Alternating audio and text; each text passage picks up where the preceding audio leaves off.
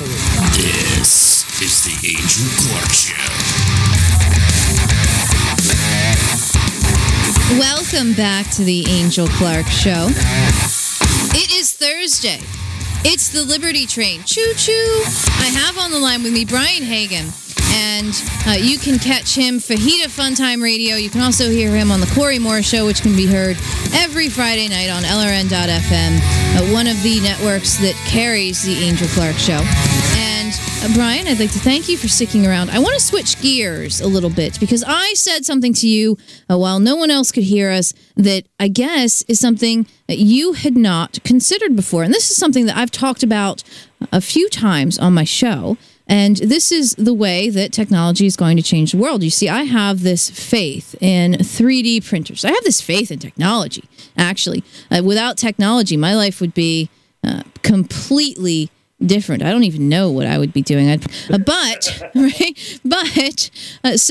3D printers, right? I believe that we're going to end up with a 3D printer in every home, and that is going to pretty much eliminate a lot of manufacturing jobs. I feel like we're on the brink of another kind of like the Industrial Revolution, because what will happen is you see something online that you want, and you just you download the schematics for it and you print it out, and that's it. That's all that you're going to need. So you'll be able to do that with replacement parts. You'll be able to do that with technology because they're making 3D printers that are capable of printing technology like cell phones and stuff now. And so there's going to be, I think, a lot of changes in manufacturing and in retail. Right, and in retail. So you said you had not considered this before.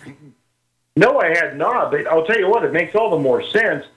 I mean, with the ever-growing popularity of 3D printers and the prices going down, and then with the dictator-in-chief the other night saying that he's going to go against Congress and raise the minimum wage regardless of anything, why wouldn't companies look to technology, which is overall a lot cheaper than having to fill out all the payroll expenses and everything else that goes along with hiring a staff?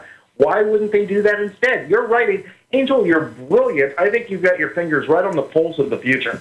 You want to come back on the show more often, don't you? That's why there is this flattery. I see what you're doing, Brian Hagan, and I appreciate it.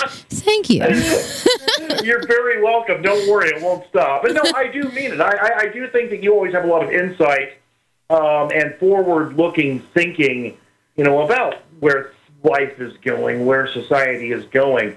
And yeah, we know full well that technology has changed everything in our day-to-day lives. And you get something that all of a sudden springs forth like the 3D printer, which, wow, when I first heard about this thing, it kind of blew my mind. It's like really right out of the works of science fiction. And you can put that into an everyday application, and a company can save themselves a lot of costs, overhead, and hassles. I think you're right. I think that truly could be a replacement for the human being worker. Well, I mean, here's the other thing, too, is when I first heard about 3D printers, I literally had no clue what they were, right? A friend of mine, who was it? It was Goshi and Garrett Fox, man. I think Garrett does some kind of radio. I think that he does. So you guys should check him out. He's kind of fantastic. He's the first person that I knew that had a 3D printer, and he was talking about it was the first Pork Fest that I had gone to, and Famous Dave had been to one before me, and so and he says, "Oh, this is the guy that has the 3D printer, man." And they live in Maryland. They live right next to us. And so I'm like, he's explaining about how he puts in the materials and it prints stuff out. And I'm still thinking, what do you mean? Like it prints images in 3D? Like I had to actually watch a video about 3D printers to understand what they were and just how they're going to work. And do you know, 6 months ago, I sat down and I said to my mom, hey, Mom, 3D printing is going to do this. And she said, what is 3D printing? I had to sit down and show my mom an introductory video on 3D printing. And I feel like there are a lot of people who still don't even know what 3D printers are.